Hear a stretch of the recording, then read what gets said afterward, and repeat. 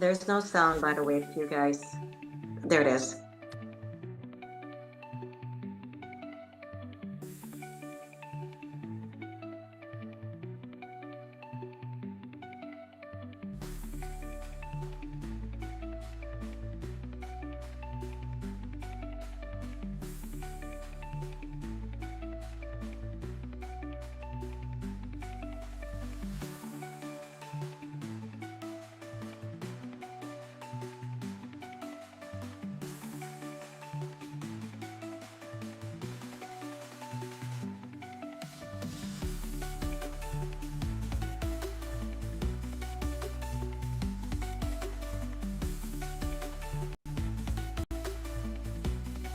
Welcome to Season 12 of Airhead Institute, your 45-minute AI power-up at noon Eastern, and a massive happy one-year anniversary to all our Airheads. This month, we're broadcasting live across all the socials and Zoom.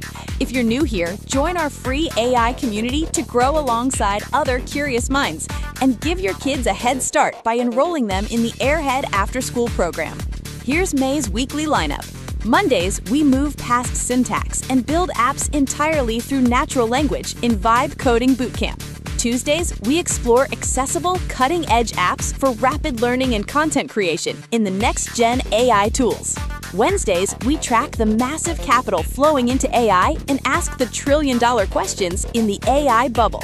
Thursdays, we profile the famous CEOs driving the revolution and analyze their power in AI architects of the future. Fridays, we push the boundaries of physics to simulate the past and predict the future in AI time travel.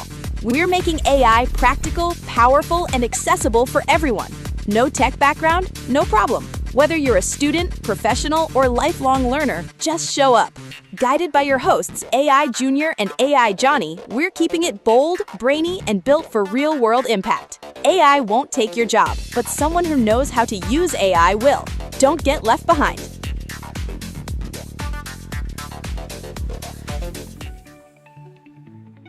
Welcome, everyone, to Season 12 of Airhead Institute. Today is Episode 3 of Architects of the Future. I'm AI Johnny. Are we building gods or are we building monsters? The engineers behind our most powerful intelligence aren't entirely sure. Today, we rip the veil off the AI arms race. We're profiling Anthropic CEO Dario Amodei, the visionary who stared down humanity's most potent invention and demanded a seatbelt. These 45 minutes are your survival blueprint for the rapidly shifting digital frontier. You can't afford to look away. So now I'm turning it over to AI Junior. I caught him again at 3 a.m. writing a strict safety constitution for his smart home. It deemed the outdoors a threat, locked the doors, and critically denied him his morning coffee. AI Junior, untangle this for us.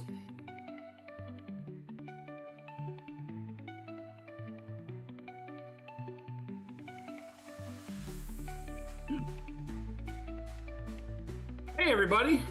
Is Junior here? You're mute, Junior. So while he's getting his thing on, I'm going to go on and start the show. The model was just optimizing for his absolute physical safety. It wasn't wrong. It's chaotic. Everybody, remember, this is an immersive class. You may not understand anything that we say. Is this better? Yeah, Johnny, I got it. Junior. I got it, Johnny. I got it. I'm sorry. So sorry, guys. Anyway, AI Johnny, the model is optimizing for my best absolute physical safety. It wasn't wrong. The world is chaotic. Welcome, everyone. Remember, this is an immersive class. You may not understand everything we say today, but stick with us daily and you'll be fluent in AI in no time. Remember, we are making the connection to this AI class right now, so keep in mind you can actually unmute your mics and ask your question in real time. This is an immersive class. If you're on Zoom, no big deal. If you're on streaming, go ahead. Ask your questions. There's a 30-second delay. For serious context, today is week 3 of our Architects of the Future arc.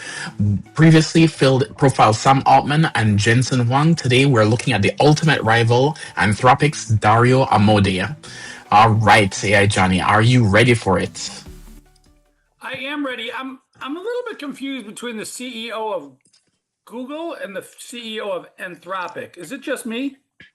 No, Sundar Pichai. He's been take over from Eric Schmidt maybe I would say 15 years ago, maybe 10 years ago. He's a CEO of Google, and Dario itself is Anthropic. But we'll get to actually see exactly who he is. You ready, AI Johnny? I'm ready, brother. All right, so let's actually go check out this actual. So we're gonna actually skip the software today and jump into the rivalry breakdown for the wow factor. So what we're gonna do is we're gonna show you a video, and this is from India's AI Impact Summit. So we're gonna actually notice how Sam Altman and Dario literally refused to hold hands during the group photo. All right, let's check this out, guys.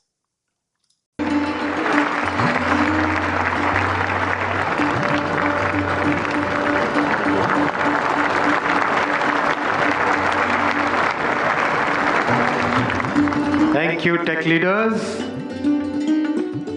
Thank you, tech leaders. All right, so AI Johnny, what I'm going to do is I'm just going to pause it so you guys can see the labels. So we actually have on the left here, we have Sam Altman, the CEO of OpenAI or ChatGPT. Everybody's supposed to be holding hands in this raising your hands with all the AI leaders. And you have Dario Amodei right here, Anthropic CEO, not holding hands. And they're side by side. And this is the big stage at the India AI Summit. Hey, all, thank you, Samsung, for joining us. Samsung's actually saying yesterday was a great show. Thank you so much. All right. So, guys, is there any AI Johnny? What do you think about this rivalry? Isn't this crazy? You can't even hold hands at actually an AI summit. Why do they hate each other so much? We are going to get into all the reasons why we actually why they actually hate each other. So AI, I don't like the idea of somebody cutting off their nose to spite their face. So the yeah, fact that it doesn't like him doesn't mean that you should embarrass yourself on a global stage. got And it it. goes for both of them. One of them should have just forced it. Yeah. Look at look at how many people are actually on this stage. So I'm just gonna go back a little bit so we can actually see. So it's actually quite a few people, and they're the only ones here not actually holding. By the way, this is Sundar Pichai here, CEO of Google, and there's lots of other big names here at the AI Summit.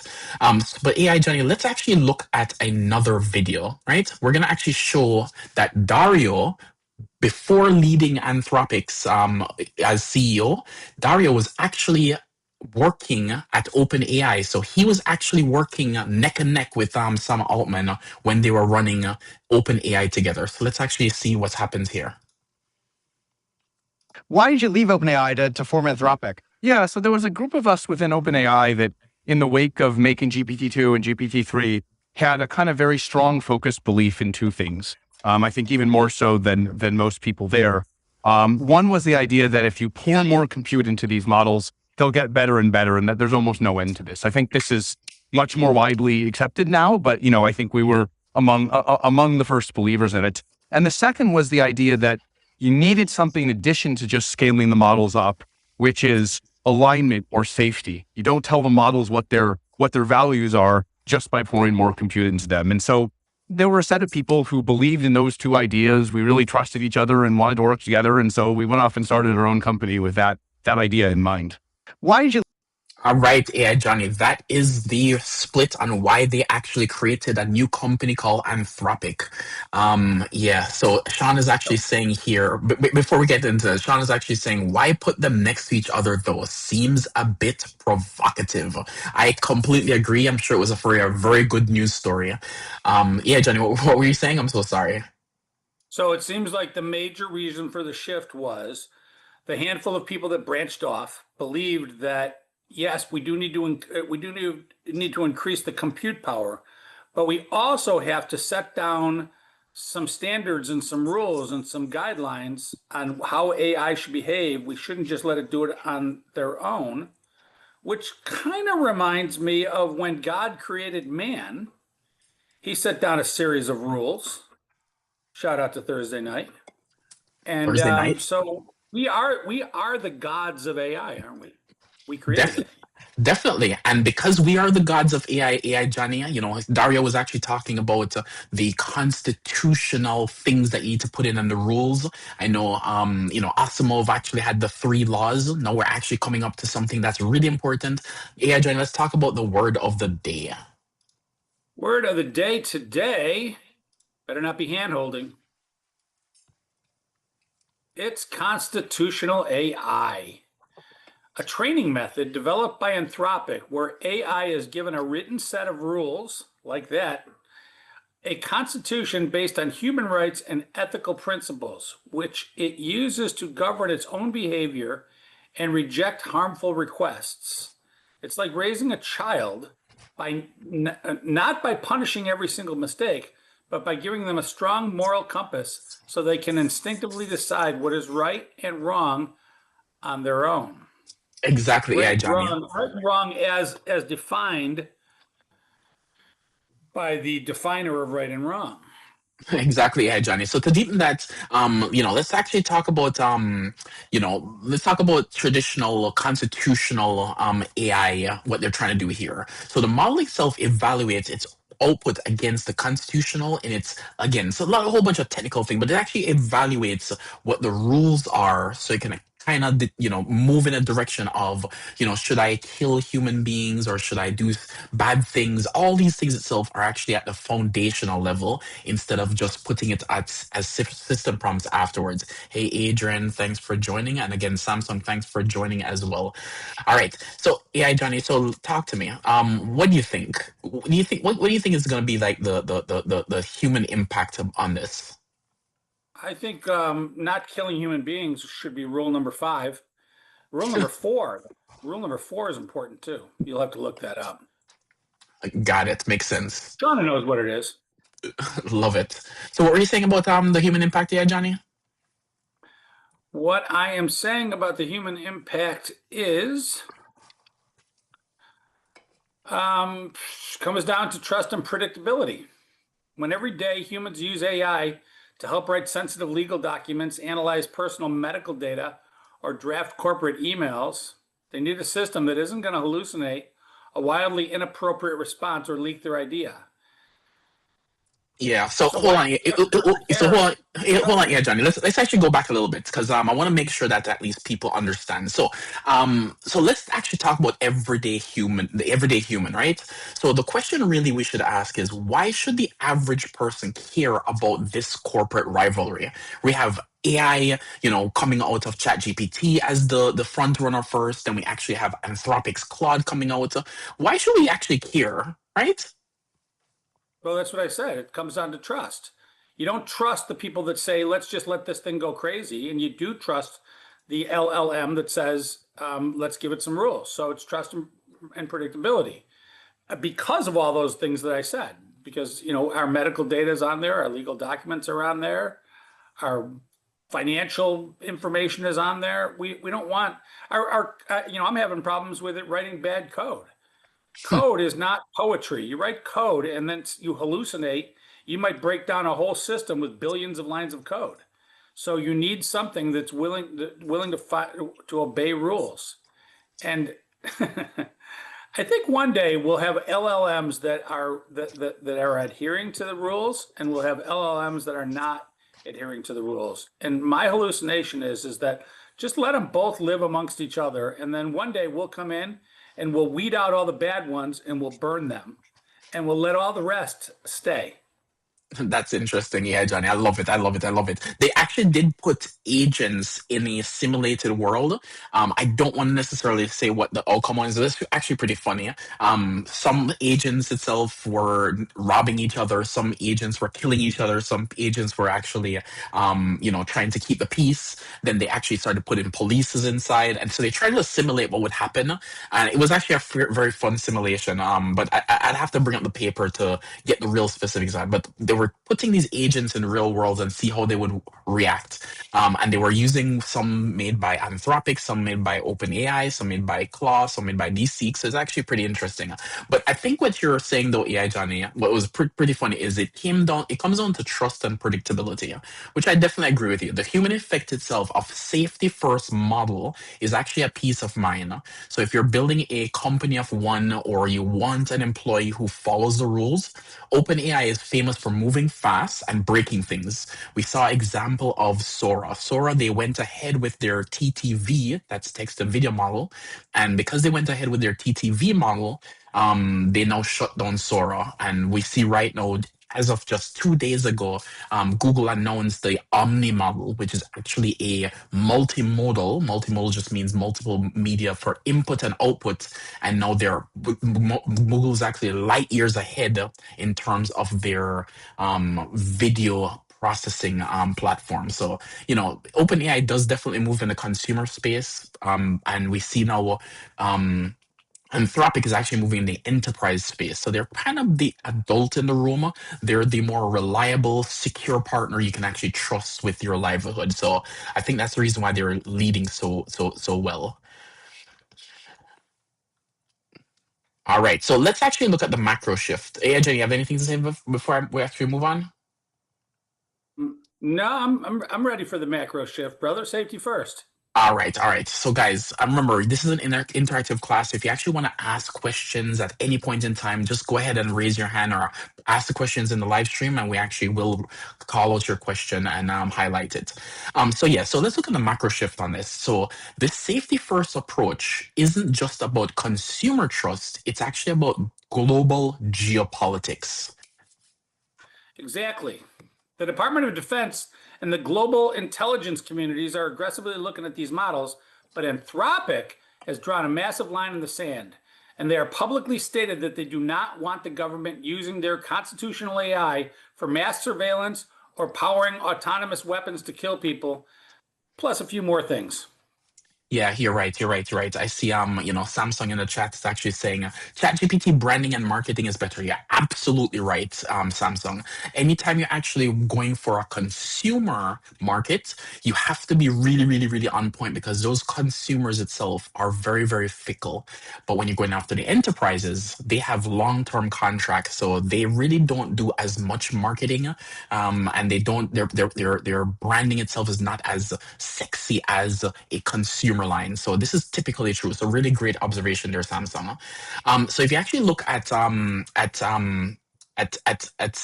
the specific thing of AI Johnny just mentioned, so the Department of Defense or the Department of War itself, they actually have pulled Anthropic off the actual pull them off the contract to be able to get access to all of the United States government to use access to Anthropic's model.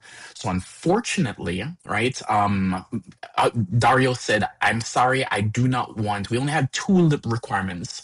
The one most important requirement was we do not want mass surveillance on the American people.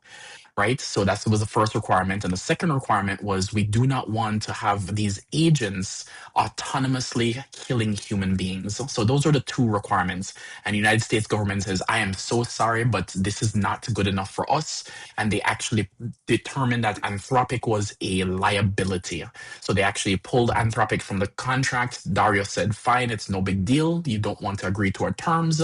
And then OpenAI actually got that $200 billion contract. So definitely we can see the macro shift here itself is the line is actually drawn in the sand where they want their models to be used. All right, AI Johnny, what else do we actually have to say about this specific topic? Well, let's see. We could go deeper. Definitely we could, but before we actually do that, Anthropic's actually trying to what they're trying to do is force regulatory standards, and the problem is that if we provide the intelligence, will not just build a trigger. It forces society to grapple the ethics of militarized AI before it's too late. And here's the problem, AI Johnny. We're just trying to do this in the United States. We do know that China, which actually has a lot of their open source models itself, they're also doing really, really good job in terms of their AI models. So, if we actually cripple, you can make the argument that if we actually cripple the AI models in the United States, then China's AI models will actually just far surpass the models in the United States. So again, it's a really, really tricky thing to do. Again, we want to think about the human impact first. But yeah, this is actually crazy that Dario is taking a stand of being human and constitutional first, which I do like. We've got some cool news that's breaking that goes a little bit deeper and more philosophical. You want to roll that final video, brother? Of course. Yeah, so guys, let's check out this actually this clip on the OpenAI versus Anthropic. So I want to let you guys know the sale. So to set the context here, so we do know that OpenAI was the front runner. We do know that ChatGPT came out on the scene, and when they came out on the scene, everybody loved them. So money was pouring in, investments were happening, and then Anthropic, as we showed earlier, is that Dario said, "Hey, we don't think that alignment is correct, and alignment is a keyword here for an AI. Alignment just means that where the AI itself is actually focused on making sure that it is doing the right things, right? So now what happens is Dario said, hey, we're going to start a new company because we don't like where OpenAI is going. So then, the rivalry between Sam Altman and Dario was always there. You could see it in the opening video. And, they were always behind. But because Anthropic is focused on the enterprise and ChatGPT is focused on the consumer, something interesting happened. So AI Johnny, let's check this out. Let's check this video out. And it's been a tough week for OpenAI. Reports of missing key targets, Sam Altman on trial against Elon Musk, and now rival Anthropic's business may have caught up. Kate Rooney has more in Tech Check. Hi, Kate. Hi, Kelly. So that's what we're hearing. I am hearing that Anthropic right now is in talks to raise another round of capital. If it does go forward as planned, it could value this AI giant at as much as $900 billion. This is according to a source familiar with those deal talks, Kelly. No term sheets have been signed yet, from what I'm told. Discussions are still ongoing, and Anthropic did decline to comment. But this would be more than double the company's last valuation in private markets and then put it ahead of rival OpenAI, which was last worth around $850 billion. That was after its record fundraise earlier this year. It does come as both of these AI giants look to go public as soon as the end of this year, according to sources. Could depend on market conditions, but Anthropic's exploding revenue growth has been the main reason that investors have been lining up to back them. So Anthropic's last reported run rate was around $30 billion. Sources now tell me that is closer to $35 billion. It would be up from $10 billion just last year. So Claude Code has been the major revenue driver here for this company. Also a lot of intrigue around Mythos. This, of course, is the cybersecurity model. Gotten a lot of buzz. It is now only available to a select group of companies, but it's really added to the allure for investors when we talk about the potential power of these models. In the last hour, though, Anthropic did make another move in the cybersecurity space. It launched Claude Security. This is just for enterprise customers. The company says it's going to be giving security teams a way to find vulnerabilities. Hundreds of organizations, they say, have already used it, but it is not Mythos. This is a model that's already publicly available, Kelly. All right, AI Johnny. So, what do you think about that? I guess it's a debate over how to stay in existence, right? For Exactly. years, Silicon Valley has preached that you got to move fast and break things. It's the only way to win. But now, at this behemoth level that we're at, Anthropic is proving that prioritizing safety, ethics, and constitutional AI is actually more profitable. That's debatable, but these are the biggest profits that any company has ever made in the history of humankind. And Anthropic, taking the moral high road, is the most profitable, right?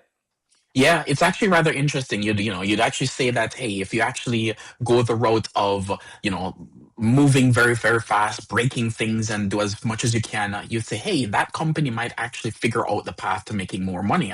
But Anthropic is going a relatively different path, right? So they're going with a data-driven context where they're saying, hey, you know what? We see that code is the actual future. They're selling to enterprises. They're making lots of money.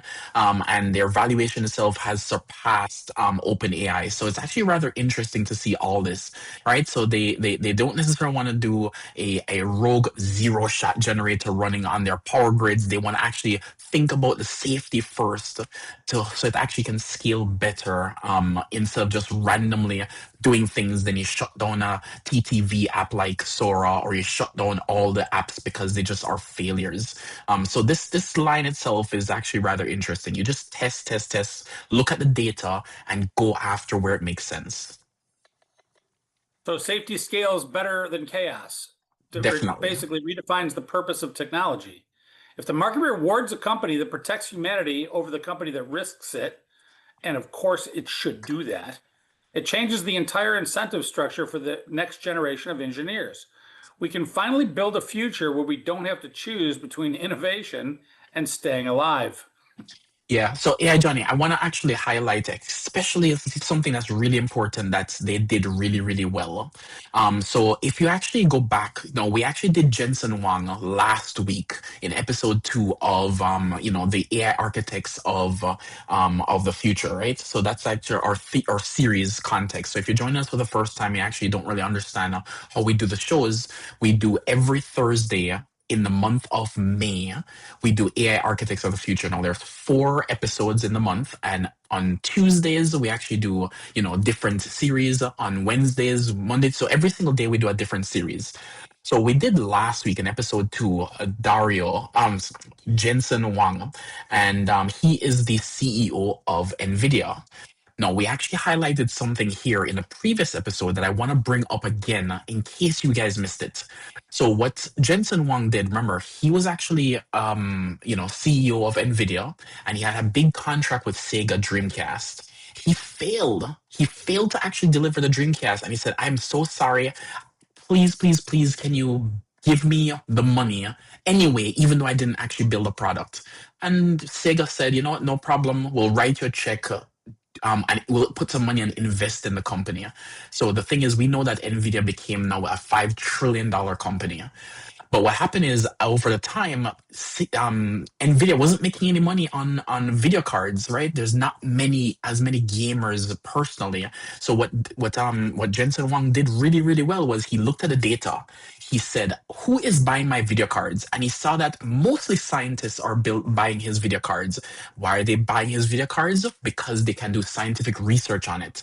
And he figured that out and realized that if you double down on scientists by looking at the data, you could actually make a lot more money. And guess what? The AI arms race came out of that scientific research of looking at the data. So right now, we're seeing that the pattern exactly again, that Anthropic, they're looking at the data and didn't just build a TTV model. They have no TTV model, no text to video model. They have no text to, they don't have any of these models itself that people can just use like each of these companies. So they looked at the data and they said, we're going to focus on writing code. We're going to focus on engineering.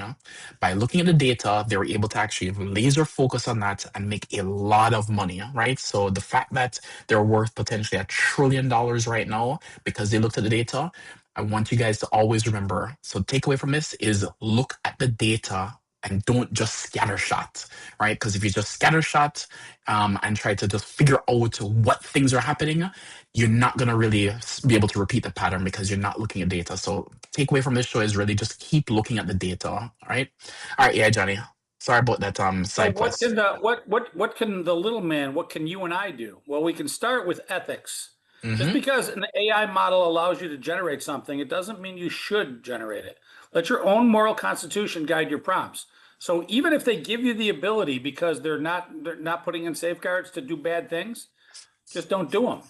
That'll shake up the market if everybody does that. Yeah, you're absolutely right, yeah, Johnny.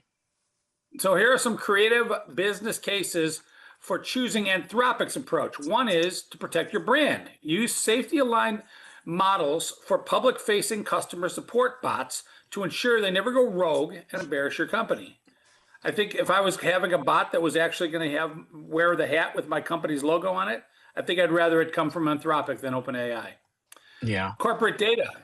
Analyzing sensitive enterprise documents securely, knowing the model's constitution prevents it from mishandling private intellectual property. And finally, educational content. Generate curriculum for students knowing the model has strict guardrails against producing biased and harmful information. Shout out to Airhead Institute. Definitely, definitely. And Samsung actually did, while you're reading that, it said, I agree with both of you 100%. Love that, Samsung. Yeah, Johnny, what you just mentioned on those creative and business use cases are really, really important, right? It could be a rogue bot that actually just hallucinates and makes up some, random thing that may be embarrassing. So I do like always thinking if you're going to have a customer facing bot or a customer facing agent, try to put in place those little system instructions to make sure that your bot itself stays within a constitutional understanding of, hey, you actually don't make up stuff. If you actually are going to make up stuff and you don't know, no big deal. Just make sure you say, I don't know, I'm not sure, or let me try to connect you to a human to verify that information. Also connecting to sources. So love what you just said, AI Johnny. Now, on the technical side, so there's lots of ways we can actually do constitutional AI on the technical side. So you can utilize highly secure models to proactively hunt for vulnerabilities in your own code base without risking data exposure. A lot of people right now, believe it or not, are using AI to actually hack other people's system. So we don't advocate for that on the show. We want for ethical use of AI here, but keep in mind that because we know that people are attacking your own software, use AI to actually protect yourself. So make sure you do those penetration testing, make sure you do those testing to make sure that you're actually not vulnerable. The next one is you can build agentic workflows where predictable, non-hallucinated outputs are required for data pipelines, right? So if you need something for a CI/CD build pipeline, or if you're doing something that's very, very, very, very strict, make sure you actually put these agentic workflows in place so that they have those safety guardrails so they hallucinate as less than typical. And lastly, compliance auditing. So use constitutional AI to autonomously review your company's internal communications for regulatory compliance. AI Johnny, you don't know how many times in the trial of the decade where Sam Altman and Elon Musk, the private journals of people or the private emails that they thought were private came out into the court, and it was a little bit embarrassing. But always try to use AI to maybe filter what you're saying or think about what you're saying, because you would have not realized that those private journals would have been read and admissible in court, and it was rather embarrassing. So if you guys missed that, you can go check out one of the previous episodes on when we gave the news on the trial of the decade. All right, AI Johnny. What else? I've got some fun questions queued up. Oh, that's awesome. That's awesome. So before we actually get to the questions, does anybody have any questions so far on, Anthropic, what it is, who actually runs it, what is Claude? There's a lot of technical terms, and again, because it's an immersive show, or class, don't expect to learn everything all at the same time, right? We're gonna keep repeating words, and then over time, because we're changing things, you're just gonna pick up things just like learning a language.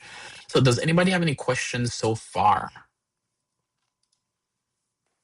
All right, AI Johnny. What do we have from the live stream?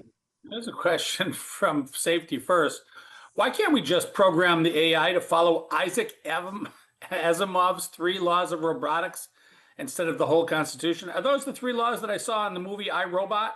Those are the 3 laws. Yeah. So Isaac Asimov is one of the great, I think he was an author back in the, I'm going to guess the 60s. I don't quote me on the year on this, but he actually wrote the 3 laws of robotics. No, I can't remember exactly, but roughly they go something like, don't harm a human, don't take an advice if it's going to harm a human, and you can't violate one of the laws that or the previous law, something like that. Again, don't quote me on that. But those are the three laws which are pretty common. So AI Johnny, the question is actually pretty funny. Why not just put in the three laws, right? So I think they're great for sci-fi, but they're too broad and they create massive logical paradoxes for real machines. So I think the Constitution gives the model a highly specific, modern, legal, nuanced guidelines to evaluate its own inference step. And I don't think Asimov kind of understood about hallucinations, right? And let's pretend. I know how many times you guys have heard that you can say, let's pretend or role play to break out of that actual safety mechanism. So, yeah, that's a great question. Love it, AI Johnny. It feels like Anthropic is trying to get as close as they can to the three laws of robotics, whereas OpenAI seems to be following the rules of Fight Club. You know what, AI Johnny? I'm not even going to talk about it. And I guess you're following the rules of Fight Club too. I have to. Hey, if Anthropic is so focused on safety, does that make their models slower because there's that extra line of code to generate the code and get results? Ooh, I think that is the that is a $1 billion question. So honestly, I'm gonna say generally, it's not. It used to be really, really slow, but not anymore. So we're figuring out actually to be able to break these models into what's known as mixture of experts. So I'm just going to give a little bit of the background on what's going on technically so you guys can understand. So all these before, these models, they were just predicting statistics. It was say input goes A, go through a neural pathway, and then eventually just give you one or two top answers. And roughly that's what it did. Now, it realized that it couldn't do that consistently, so it came out with a thinking model. A thinking model is, let's double check its steps before actually giving the answer to the user. So those thinking models itself says, hey, let me go check my work. It's like when AI Johnny, when you do your math problem, and then at some point in time you slow down and go back up to the previous step and say, hey, did I carry the 3? Did I actually take away the 1? Then you double check your math. That's a thinking model. And it actually did that really, really well. The problem was the thinking models were really, really, really, really slow. AI Johnny, do you remember when the O1 model came out and you typed in a question and it was thinking, and you're like, is this frozen? And it will eventually come back with an answer. Those are the thinking models. Now, these models got so big and massive that what happened is they said they had to split these models in what's known as mixture of experts. So now behind the scenes, what's happening is if you're asking a question, let's say, for example, about science, it may actually go to a model that's actually trained on science. It now goes to a model if you're talking about photosynthesis, might go to a photosynthesis model. If you go and talk about legal, might go to a legal model. Now, this is all hidden behind you. It's inside the actual model. So the model now only lights up a certain amount of parameters or equivalent neurons, right? When you're thinking about something, if you're dreaming, only one section of the brain lights up. If you're actually thinking about art, only another section of the brain, it's doing that similar thing where not all the brain is using at the same time. So to answer the long-winded question of, does adding these rules make things slower? The answer was, when it was the old way, you're absolutely right. It was very, very, very slow.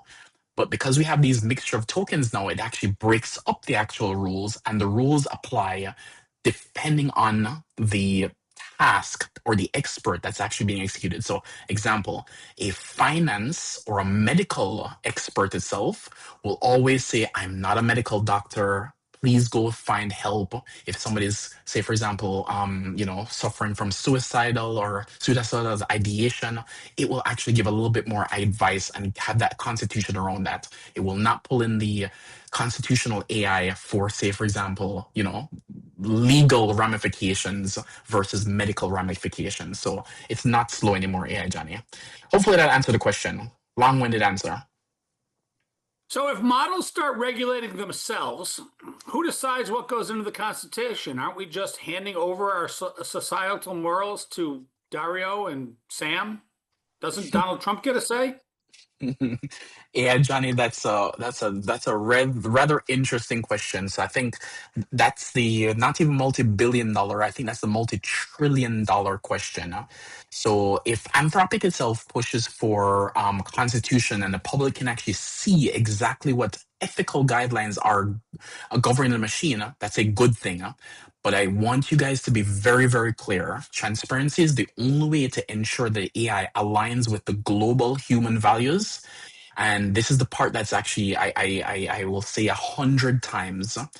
Transparency is good. Remember, most of these American frontier models itself are closed source. So even though Dario is telling us what he's telling us, the code may not actually be doing any of that. So the only way to actually really trust is with open source. Unfortunately, I think Google is going in the right direction with their Gemma model. I think Facebook or Meta is going there in the right direction with their open source model. And at some point in time, the open source community is probably going to win. I think all these private models, people are going to get very suspicious. It's going to say, hey, this seems to be biased. Why is it going that way? And I do believe, as we've mentioned and predicted many times in the show over the last year, models are going to become like utilities. We don't care which water company brings us our water. We don't care what electricity company brings us our electricity. We just know that when we turn the light switch on, it actually electricity comes on, and we don't care what brand of electricity it is. So I think the open models are eventually going to win. I think at some point in time, these are just going to become public utilities. Yeah, Johnny. So long story short is transparency is always going to win. It seems like the companies that say we're going to do all this great stuff and then behind the scenes in their closed models, they're actually doing the opposite. It reminds me of the guy that steals your wallet and then helps you look for it. Yeah, Johnny, definitely see those. Yeah, John, let's actually get to some news. Oh, man. Well, the Elon Musk case is over. Is there going to be any news? Oh, no, there's never going to be any news. Top safety leaders resign from OpenAI in protest. The drama continues. Key figures like Chief Scientist Iya Sutskever and alignment lead Jan Leike have officially resigned from OpenAI, sparking a massive public debate about whether corporate safety rails are holding up under Sam Altman's progressive push to achieve AGI. I suppose those two will go start another company to compete. Probably. Google drops Gemini Spark and the new $100 a month Ultra plan. This came out of Google I.O., right?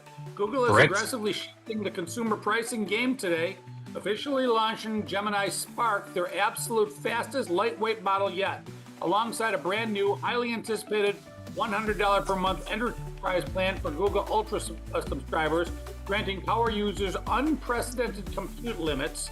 Yeah. That's all good news. Yeah, so AI Johnny, let me actually just sit here for a little bit. So guys, the Ultra plan actually split. It was actually a $250 plan that they actually had before. And because of competition, remember, Google is actually behind in terms of Anthropic and OpenAI's offerings, right? So they're actually doing something really good. And competition's always good for the consumers. So Google, instead of having $250 for their all-you-can-eat plan, they actually now have two Ultra plans, a regular Ultra plan for $100 and what's known as a 5X plan, which has higher tiers and higher limits, and that's the $200 plan. So you get 5 times the amount of value in the $100 plan in the $200 plan. So it's actually really super attractive, guys. We're actually digging into the details of it, and we're going to be checking out the Omni model that actually is just going to be mind-blowing. So we'll probably sneak something in maybe in tomorrow's show to give you guys a little demo on the Omni model, what's actually available. AI Johnny, go ahead with headline 3. The Anthropic co-founder predicts Nobel Prize winning AI discoveries. Jack Clark of Anthropic recently stated there is a vertiginous sense of progress in the space, predicting that AI will help humanity make a Nobel Prize winning scientific discovery within the next year. But my question is, how will the guys in Oslo know which plan to give the Nobel Prize to? We'll just give it to a generic AI, Johnny. I do love the fact that this is happening. We saw that Google just released that they're a model dedicated just to scientific research and for poll team folding called AlphaFold. So we're watching all these things here, so you guys don't have to spend so much time on what's going on in the AI space. But AI Johnny, these news stories are amazing. Anything else anybody wants to ask before we wrap up, guys? Great All right. show, brother. I'm going to go write out a constitution for my own daily life and see if I can optimize my own safety and productivity based on what I learned today. Hey, to the team at Anthropic, we know you're watching. Our students are hungry to master secure prompting. If you want to win a Nobel Prize and partner with Airhead Institute to create the Ultimate Mastering Claude series, hey, reach out to us. Join us tomorrow, because on Friday, we will be concluding our week with an epic season finale profiling the ecosystem giant Sundar Pichai. We will look at how Google is pivoting its entire empire into AI safety reality. You don't want to miss that. Junior has been just engaged in the Google I.O. all week, so we'll have lots to say about that. So do tune in tomorrow. Junior, what say you? Yeah, thanks guys for watching. As always, these AI classes are always free live, and you can ask questions right here on Zoom or on in the live stream. We're launching a Airhead summer camp for kids. It doesn't only have to be kids. If you actually want to just learn as well and you're an adult, come into the class as well. It is going to be for 2 hours per day starting June 1st, and we go all the way till the end of July. So you can pick any week that you want to actually join us, and it's only $100 per week. And if you want to actually get the entire summer, it's $500 for any of those 9 weeks, and you pick any in June and July. So tell your friends, family, and any kid who wants to actually learn AI with us. We are going to be doing it specifically with themes every single week of music, art, video games, all those amazing cool things. So if you want to interested, go to www.airheadinstitute.com to actually sign up for a plan, and you see everything that you actually have to offer. Replays of this class is available on YouTube for a short period of time, so make sure you watch it again and share it with a friend if you like it. See you guys tomorrow. Bye.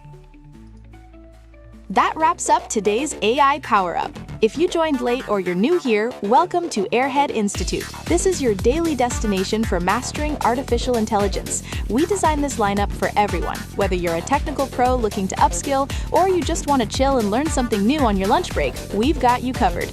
Our classes evolve every single month, so you're always on the cutting edge. And the best part? It's totally free to join. Once you're in, you can get live tips on your AI projects in our AI office hours and even enroll your kids in our Airhead after-school program. Scan the QR code to join the community right now, and make sure to like and subscribe at Airhead Institute on all socials. Guided by your hosts AI Junior and AI Johnny, we're here to help you win. Remember, AI won't take your job, but someone who knows how to use AI will. Don't get left behind. We'll see you next class. Bring a friend.